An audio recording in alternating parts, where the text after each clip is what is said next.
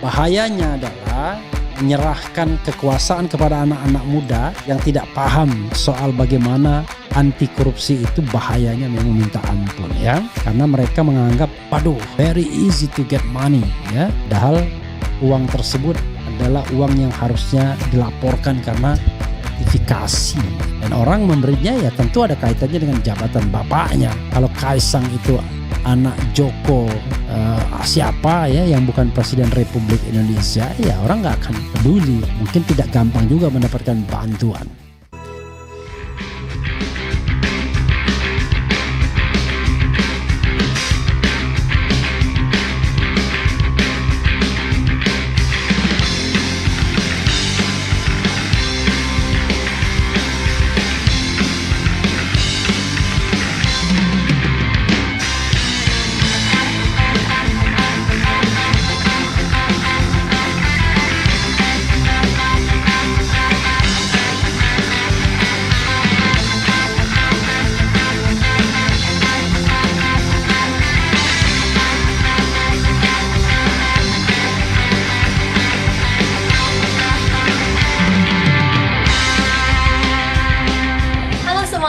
Sama aku hari ini ada kedatangan Pak Hasto, Sekjen dari PDIP. Selamat malam. Selamat malam, selamat bandeng. Ya, Feli itu sebenarnya ada pertanyaan. Apa sih Pak gratifikasi dan juga apa kategorinya yang masuk golongan gratifikasi? Gratifikasi itu gini Ferry, salah satu bentuk korupsi berupa pemberian dalam pengertian yang luas. Itu bisa barang, bisa jasa, bisa suatu komisi, bisa diskon, bisa pemberian suatu tiket pesawat, penerbangan gratis pakai private jet, pemberian jam Rolex, pokoknya segala sesuatu yang diberikan karena ada kaitannya dengan suatu kedudukan sebagai pegawai negeri, pegawai sipil, juga karena jabatan di dalam struktur pemerintahan negara. Sehingga karena ini korupsi ya harus ditindak secara serius. Karena pemberian barang apalagi jam Rolex yang sangat mewah itu harus dilaporkan kepada KPK. Sama dengan Pak Jokowi dulu ketika masih pencitraan menerima gitar dari Metallica itu kan juga dilaporkan ke KPK. Habis itu nggak ada lagi laporan gratifikasi. Dan penaltinya itu apa? Ya sesuai dengan tindak pidana korupsinya ya. Tapi menerima barang seharga 10 juta pun itu harus dilaporkan dan kemudian nanti harus membayar pajak dan kemudian harus diserahkan kepada negara tergantung nilainya. Dan kemudian sebagai suatu tindak kejahatan korupsi apalagi terkait dengan jabatan pemerintahan negara, ini sangat serius implikasinya kalau tidak diproses hukum. Terima kasih Pak Hasto. Sekarang kita semuanya sudah lebih mengerti apa itu gratifikasi ya guys. Thank you, bye. Menarik ya. Tiba-tiba Felicia Tisu, mantan pacar Kaisang Pangarep, bahkan disebut-sebut sudah mau menikah, tapi akhirnya putus atau diputuskan kita tidak tahu. Datang ke Hasto, wah makin kencang saja Hasto ini ya. Keren juga nih Hasto, berani dia ya. Jadi ini ada berita dari antaranews.com, Sekjen PDIP dan ex pacar Kaisang saling tukar informasi berharga. Ya. Kemudian Felicia Tisu mantan Kaisang muncul bahas gratifikasi, warganet balas dendam yang elegan. Coba kita bacakan yang pertama dulu ya. Jadi sobat RH sekalian, sekadar perlu diingat dulu ada pengaduan dari Ubaidillah Badrun terhadap putra Jokowi ya, anak dan menantu, tapi terutama Kaisang ya, terkait dengan dugaan melakukan tindak pidana korupsi ya, salah satunya tentu gratifikasi. Dan sampai sekarang hal tersebut tidak ditindaklanjuti oleh KPK. Bahkan gratifikasi yang sudah ceto welo-welo yaitu private jet saja tidak ditindaklanjuti. Itu karena KPK-nya memang sontoloyo. Ketuanya diduga menerima suap atau bahkan melakukan pemerasan. Sementara 4 sisanya itu split. 2 orang tidak pro pemberantasan korupsi ya, tapi pro I don't know exactly mengatakannya. Pokoknya jangan-jangan pro yang korupsi ya, pro melestarikan korupsi, dan kemudian duanya masih pro pemberantasan korupsi. Nah celakanya yang pro melestarikan korupsi ini atau melestarikan kolusi ini terpilih kembali salah satunya. Berat negeri ini ya. Ketika kita menabuh genderang perang korupsi, yang terpilih pejabat-pejabat hanya mementingkan jabatannya, bukan bagaimana kemudian dia bisa memberantas korupsi yang merupakan pesan atau amanat reformasi. Oke. Dan ada cerita tentang Gandhi Sulistianto pada waktu itu yang dijadikan pejabat oleh Jokowi, seorang eksekutif dari Sinarmas. Jadi pada waktu itu ada kaitannya dengan Kaisang juga, yaitu uang pinjaman suntikan untuk usahanya 100 miliar kalau tidak salah dari sebuah modal usaha yang berafiliasi dengan kelompok-kelompok bisnis yang kemudian kelihatannya difasilitasi oleh Presiden Jokowi. Itu saudara sekalian. Coba kita bacakan ya. Jakarta antara Sekretaris Jenderal DPP PDI Perjuangan PDIP Hasto Kristianto mengaku saling bertukar informasi berharga dengan mantan pacar Ketua Umum PSI Kaisang Pangarep, Felicia Tisu dan sang ibu. Hal itu disampaikan Hasto merespons pertemuan dirinya dengan Felicia yang tengah ramai di media sosial. Saya dihubungi karena dari Ibu Mei, mamanya Felicia menghubungi saya dan mengatakan bahwa ketika keluarganya menjadi korban, maka mereka mengalah dan hanya memohon ia diberikan keadilan. Kata Hasto menjawab pertanyaan awak media di sekolah Partai PDIP Jakarta Rabu. Dia mengatakan seharusnya rakyat Indonesia tidak boleh diperlakukan seperti itu. Meski tidak menyebutkan secara jelas bentuk perlakuan yang diterima Felicia, Hasto menyampaikan mantan pacar Kaisang itu mencari keadilan. Mereka kemudian bergerak dan menyampaikan banyak informasi berharga kepada saya, ujarnya. Kendati demikian, dirinya mengaku enggan mengungkapkan apa informasi berharga yang disampaikan Felicia beserta ibunya. Hasto menilai informasi yang disampaikan sangat rahasia. Oleh karena itu, politisi asal Yogyakarta ini memastikan informasi berharga itu akan digunakan PDIP dalam proses menegakkan kebenaran. Karena beliau-beliau itu juga terpanggil dengan melihat Indonesia yang begitu besar, dengan ide-ide kemerdekaan yang luar biasa sebagai bangsa besar. Itu tidak boleh seharusnya diperlakukan seperti ini oleh keluarga Pak Jokowi, jelas politikus asal Yogyakarta ini. Di lain sisi ia menegaskan bahwa informasi yang didapat dari Felicia dan ibunya itu juga dianggap sebagai suatu energi besar bagi PDIP. Terkhusus energi untuk terus berjuang menegakkan kebenaran dan menyelamatkan demokrasi dari rakyat, untuk rakyat dan untuk rakyat. Ya. Oh, darinya dua kali ya. Menyelamatkan demokrasi dari rakyat, oleh rakyat dan untuk rakyat.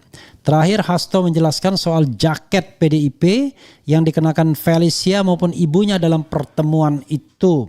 Jaket itu sengaja dibawa langsung karena Felicia yang memintanya sebagai oleh-oleh PDIP. Kebetulan mereka memberikan apresiasi terhadap perjuangan PDI Perjuangan. Ya, sejak zaman Bung Karno, Ibu Mega ketika melawan pemerintahan otoriter, bahkan kemudian ketika PDI Perjuangan diperlakukan seperti ini, mereka memberikan dukungan dan sebagai simbol dari dukungan dan rasa cintanya. Minta saya bawa oleh-oleh jaket PDI Perjuangan. Jadi begitu saya ketemu, saya kasihkan jaket langsung dipakai. Pungkas Hasto. Begitu ya. Luar biasa. Coba kita lihat. Felicia Tisu mantan Kaisang muncul bahas gratifikasi warganet. .2 balas dendam yang elegan. Ya. Felicia Tisu membagikan momen terbarunya yang mengundang perhatian. Mantan kekasih Kaisang Pangarep berbincang dengan Sekjen PDI Perjuangan Hasto Kristianto membahas gratifikasi. Hal itu terlihat dalam postingan yang dibagikan oleh Felicia Tisu di Instagram pribadinya. Felicia yang penasaran perihal gratifikasi bertanya kepada Hasto, apa sih Pak gratifikasi, dana apa kategori dan apa kategori yang masuk golongan gratifikasi, tanyanya seperti dikutip Rabu ya. 411 bukan 411 ya, 412 rasanya ya. Hasto lantas menjelaskan gratifikasi adalah salah satu bentuk korupsi berupa pemberian dalam artian yang luas.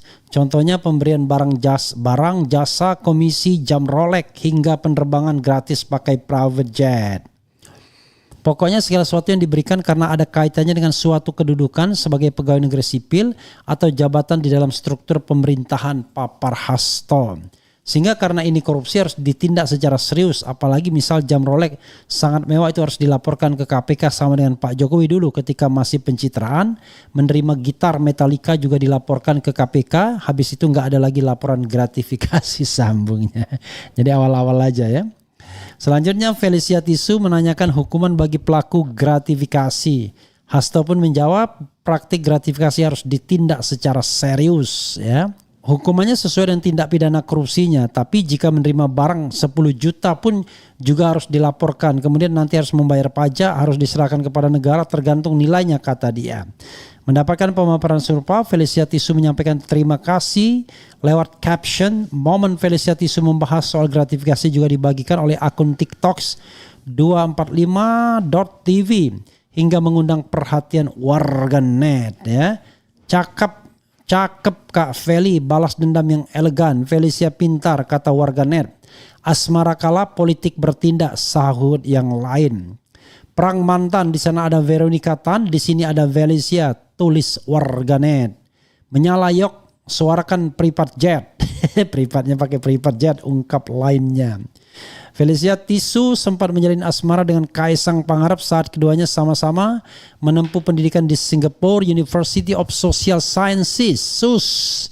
Hubungan keduanya kandas dan Kaisang menikahi Erina Gudono, ya, yang kemudian ribut dengan soal ketek. Pada Agustus 2004, Kaisang dan istri ketahuan naik private jet ke Amerika hingga dikaitkan dengan dugaan gratifikasi. Sebulan berselang Kaisang akhirnya mengaku nebeng private jet teman dan temannya itu punya bisnis ya. Jadi sahabat sekalian, sekali lagi ya, ini soal political will. Apakah kita punya keinginan memberantas korupsi atau tidak sih, ya kan, pakai sih. Kalau kita punya keinginan memberantas korupsi ya sebenarnya harusnya ditindaklanjuti apa yang dilaporkan oleh masyarakat ya, yang sudah terlihat penggunaan private jet oleh Bobi Nasution, soal Blok Medan, soal Kaisang Pangarep, soal kaitan dengan kelompok usaha, soal kaitan dengan artis yang sekarang masuk pemerintahan juga dan lain sebagainya. Bahayanya adalah menyerahkan kekuasaan kepada anak-anak muda yang tidak paham soal bagaimana anti korupsi itu. Bahayanya memang minta ampun ya. Karena mereka menganggap waduh very easy to get money ya. Padahal uang tersebut adalah uang yang harusnya dilaporkan karena gratifikasi ya. Dan orang memberinya ya tentu ada kaitannya dengan jabatan bapaknya. Kalau Kaisang itu anak Joko siapa ya yang bukan Presiden Republik Indonesia, ya orang gak akan peduli. Mungkin tidak gampang juga mendapatkan bantuan. Tidak juga mendapatkan yang lain-lainnya. Jadi one day sahabat era sekalian, almarhum Rizal Ramli pernah cerita ya how to be a number one ya in Indonesia in term of harta kekayaan ya. Dan dia mengatakan ada bisnis yang paling mudah adalah bisnis kekuasaan. Orang mau investasi kasih saham kosong atau kasih uang yang sudah ada uangnya dan lain sebagainya. Jadi kalau kemarin saudara sekalian saya men-spill 2 nama di dalam kabinet yang diperkirakan terlibat dalam kasus BTS, ternyata saya lupa bukan 2 nama, 3 nama. 3 nama ya. 3 nama yang terlibat ya. Dan 3 nama itu kalau saya kasihkan konstelasinya adalah 1 ya, orang yang dekat dengan pemerintahan Presiden Jokowi dan sudah menjadi menteri sebelumnya. Nama yang kedua, orang yang sangat dekat dengan Prabowo. Orang yang katakanlah di endorse langsung Prabowo. Nah yang satunya lagi adalah orang yang merupakan representasi dari partai politik pendukung. Jadi memprihatinkan ya. Makanya jangan heran Habib Rizik kemudian berharap orang-orang yang bermasalah itu tidak lagi dipakai ya, tapi disingkirkan ya. Ketika menyampaikan pidato dalam 212 walaupun mengatakan jangan mengganggu pemerintahan Prabowo, tegas Habib Rizik mengatakan yang masih bau anyir darah pelanggaran HAM harusnya tidak dipakai lagi. Termasuk yang korupsi tentunya yang bermasalah. Begitu sobat RH sekalian ya. Tangkap dan adili Mulyono. Bui Mulyono. Tangkap, proses biar jelas kejahatan yang dilakukan. Semuanya akibat Jokowi, masalah etika dan lain-lain termasuk masalah pilkadal. Akibat Mulyono karena dipaksa rakyatnya udah enggak berkenan, maksa cawe-cawe apalagi fufu fafa. Enggak ada yang berani tangkap dan adili Mulyono karena semua orang sudah disogok, dibeli dan disandra. Is it? Mungkin saja ya. Melihat foto-foto dan video Bung Refli dan Anies saling berangkulan dalam hati saya bilang masih mempesona dua barang itu. Luar biasa. Saya tidak mesti saya harus ikut dia kan, tetapi sebagai sahabat ya kita tetap ya. Saya mau bisnis jualan es teh tapi takut dihujat bang. Luarnya. Pertanyaannya apakah bisa ditindak dalam situasi seperti sekarang ini Bang RH? Ya jangan putus asa dari kebaikan ya, dari rahmat Allah. Negara ini hukum harus ditegakkan dan betul-betul jadi panglima. Dulu PDIP sangat protektif terhadap Jokowi dan siapa saja yang tidak suka Jokowi pasti dicap ujaran kebencian dan bisa dilaporkan ke polisi. Sekarang PDIP kena batunya. Kalau saya tidak begitu saudara sekalian, cara berpikir saya. Siapapun yang setuju dengan pikiran baik hari ini kita temani. Walaupun barangkali bertemannya cuma 2 hari. Karena hari ketiga dia udah berubah pikiran. Tapi paling tidak for the time being saya setuju. Jadi saya kalau ditanya apakah Anda setuju dengan Hasto hari ini. Saya setuju dengan Hasto hari ini. Ya, sepanjang pendapat-pendapat dia yang mengatakan bahwa Mulyono harus diadili, saya setuju. Tapi bagaimana kalau seandainya ternyata PDIP sendiri yang korupsi? Ya adilin saja. Enggak ada urusan bagi saya. Jadi saya akan mendengarkan semua orang yang menurut saya baik ketika dia berbicara. Walaupun hanya untuk hari ini, besok sudah berubah lagi. Karena kalau kita misalnya bicara tentang masa lalunya dan lain sebagainya, habis waktu kita. Ya, kita dengarkan saja apa yang dia bicarakan hari ini. Apakah benar, apakah baik atau tidak. Baik bilang baik, benar bilang benar, tidak bilang tidak. Apa yang dilakukan Hasto terlepas motifnya saya setuju. Harus ada yang namanya check and balances ya. Apalagi fungsi kritis itu dilakukan oleh seorang sekjen di mana partainya menjadi pemenang pemilu 3 kali berturut-turut, hat-trick gitu ya. Negara dilawan mana menang? Ya jangan begitu ya. Dulu siapa yang nyangka Pak Harto jatuh? Ayo Prabowo katanya mau berantas korupsi, sudah jelas sejelasnya. Bukamu Bowo, Anda sudah bersumpah di depan Adi Hidayat. Kalau gini Prabowo nggak bakalan lama menjadi presiden. Ingat rakyat Indonesia. Jokowi sudah dihukum dengan dicabut rasa malu dari dirinya. Lihat betapa hinanya dia. Kemudian gak usah jauh-jauh kejar ke Antartika. Mas Hasto kerennya terlambat. Nggak apa-apa ya. Bagi kita sudah keren, bagi musuh politiknya nggak keren ya. Siapa yang mau adili Mulyono, Fufu Fapa, Kaisang dan lain-lain kalau aparatnya ada di barisan mereka? Ya jangan khawatir ya. Yang namanya orang-orang seperti itu kan kesetiaannya digerakkan pada uang dan kekuasaan. Begitu uang dan kekuasaan sudah tidak ada lagi ya mereka cepat sekali akan berubah ya. Parcok dibela MKD wakakakakak ya. Kemudian Jokowi melanggar hukum dan HAM, adili Jokowi, pemerintah harus adil. Pemerintah tidak boleh melindungi Jokowi dan keluarganya. Bang, usahakan gimana caranya supaya para tokoh yang masih punya idealisme dan integritas untuk negeri ini bisa bertemu Prabowo langsung dan menyampaikan masukan-masukan positif untuk pemerintahan.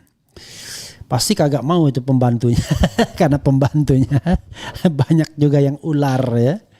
Orang yang mencari rente dari kekuasaan ketika bisnisnya nggak karu-karuan ya, ketika berprofesi sebagai sesuatu melalui profesinya dia cari keuntungan dan lain sebagainya. Orang tuh ada yang jual